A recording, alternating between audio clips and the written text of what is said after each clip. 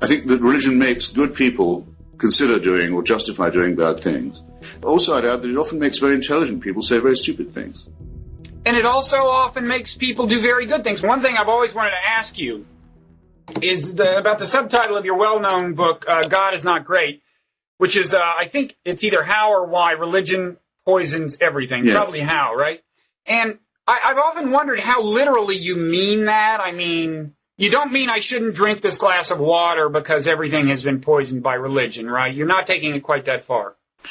No, but I do say that it does, so to speak, poison the whole well, in that it attacks us in our deepest integrity. The main point I encounter in debates with the faithful is the claim that without a supernatural guidance, we wouldn't ourselves be able to determine right and wrong or distinguish between the two.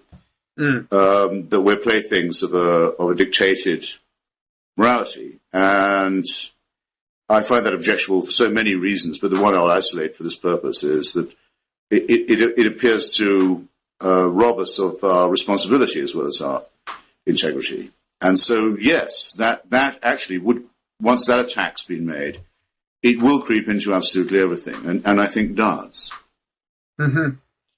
I guess I don't think it's as easy as some people do to, and this is not a defense of faith by itself. It's just a point. I don't find it as easy as it is commonly asserted by, in particular, Dan Dennett, for someone without reference to religious assumptions to construct a morality and indeed to sustain a belief in absolute right and wrong. Now, I myself am faced with that challenge because I don't subscribe to any conventional religious faith or claim any kind of revealed faith that would guide me here.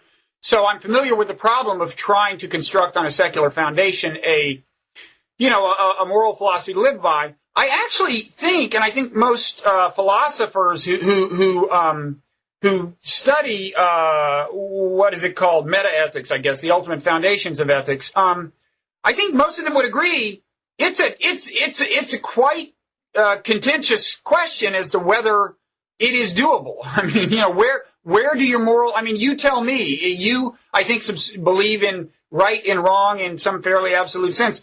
You tell me if you don't believe in God, where do you get these beliefs?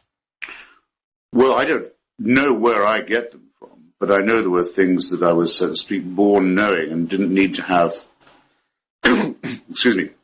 instilled in me or inculcated.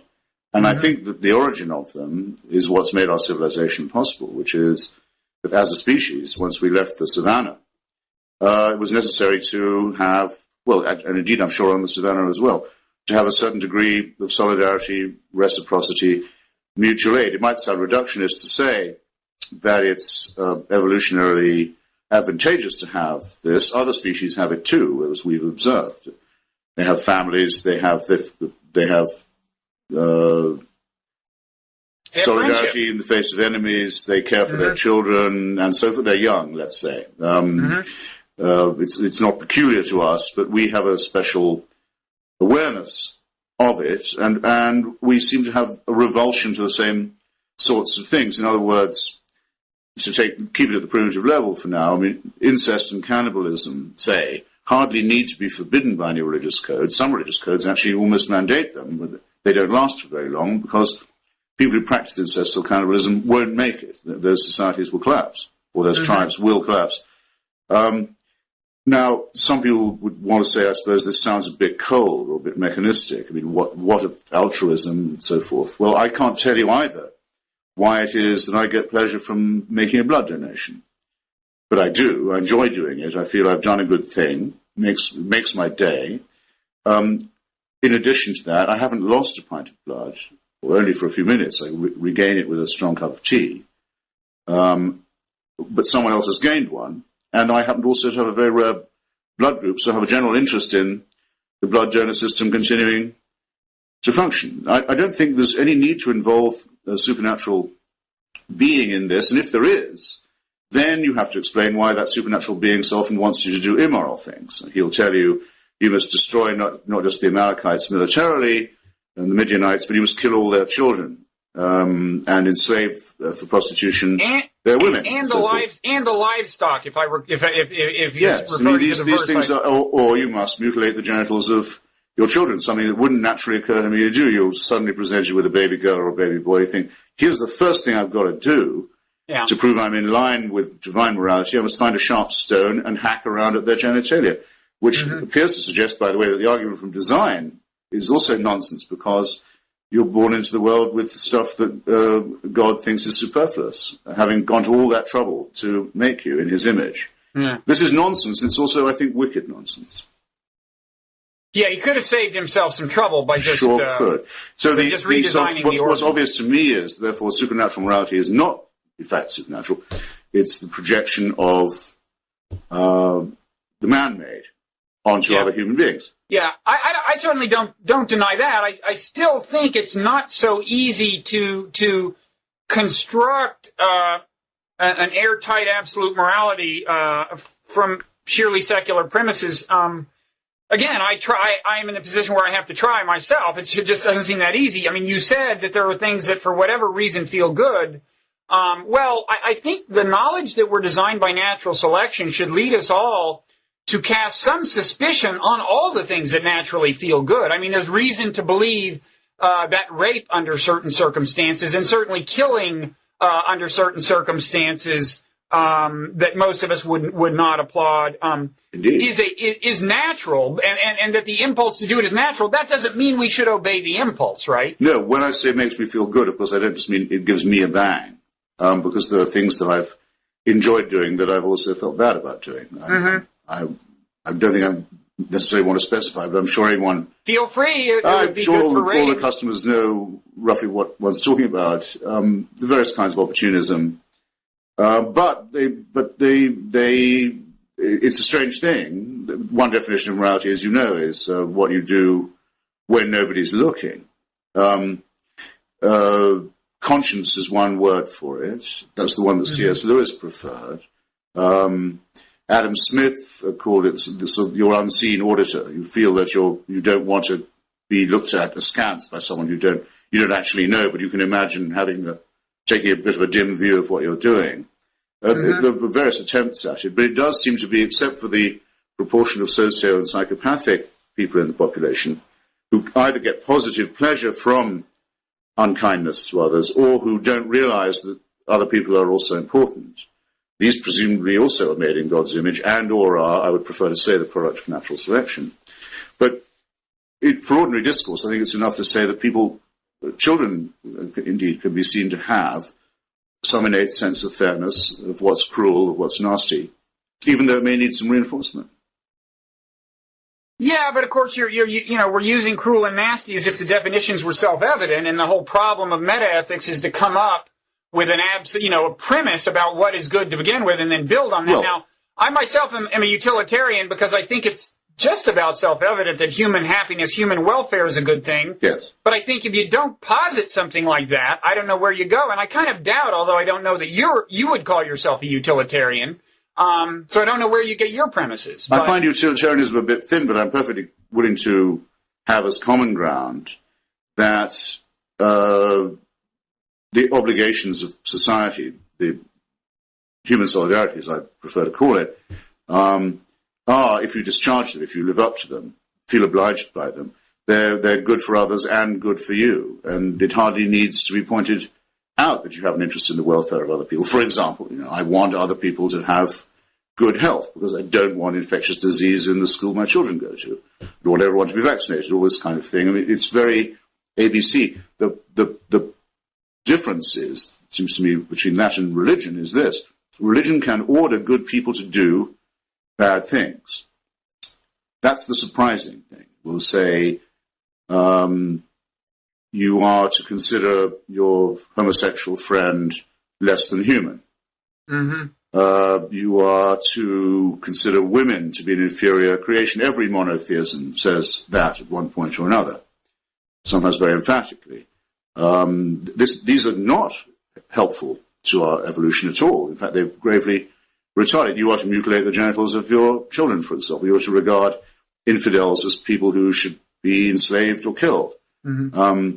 It's the wickedness that's preached by religion that intrigues me. It's so often assumed that, oh, well, the Ten Commandments are at least okay. Well, look, there's no society ever been known where perjury and theft and murder are highly prized.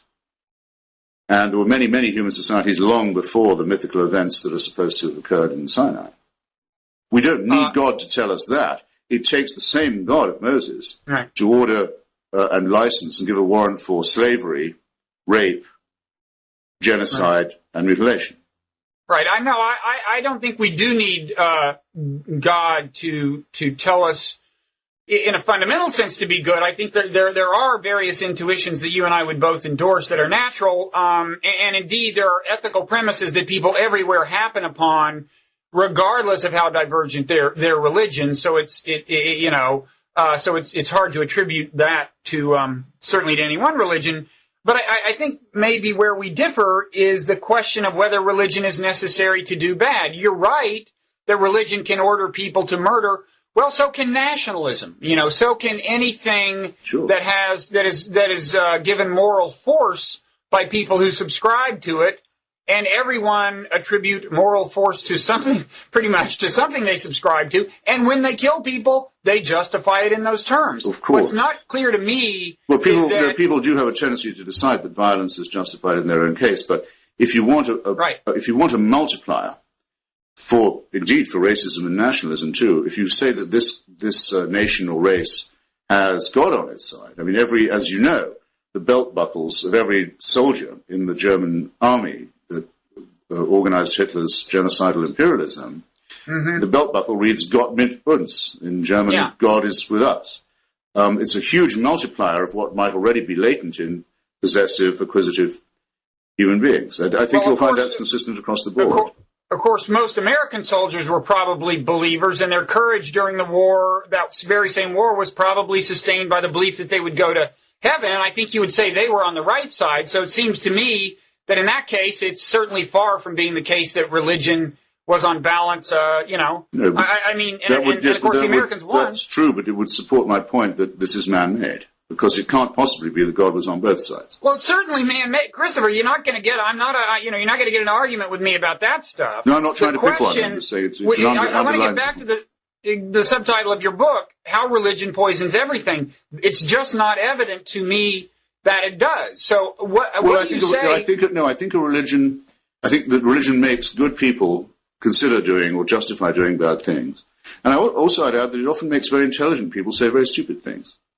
And it also often makes people do very good things. What do you say about someone like Martin Luther King, who I think we'd both say did very good things, who presumably was sustained and fortified by his religious faith? Is that not an example of religious belief doing good? Without knowing the man, I can't be sure of that. I know two things. One, I would propose one thing and I would say I knew another.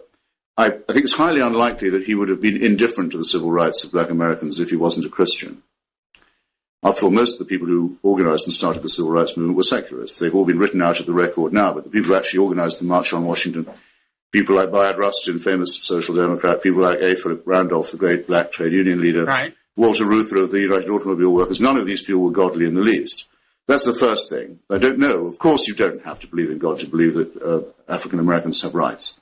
Second, it is tactically certainly true that in the conditions of the South at that point, you had a better chance of getting your voice heard and broadcast, and also a certain immunity if you were doing it from the pulpit, because it's the most Christian part of the country, and also because the justification for slavery in the first place and later for segregation was biblical. So it was a way of tactically turning the tables, but that only replaces the question, doesn't it? I mean, it was Christianity that brought this horrific state of affairs about. Third, I'd add, by preaching the Exodus myth, that was his template. He was always going on about promised land, etc. We're fortunate that Dr. King didn't seem to believe what he said, because the Exodus myth entitles the oppressed and wandering people to kill anyone who gets in their way and take their land, rape their women, enslave their children.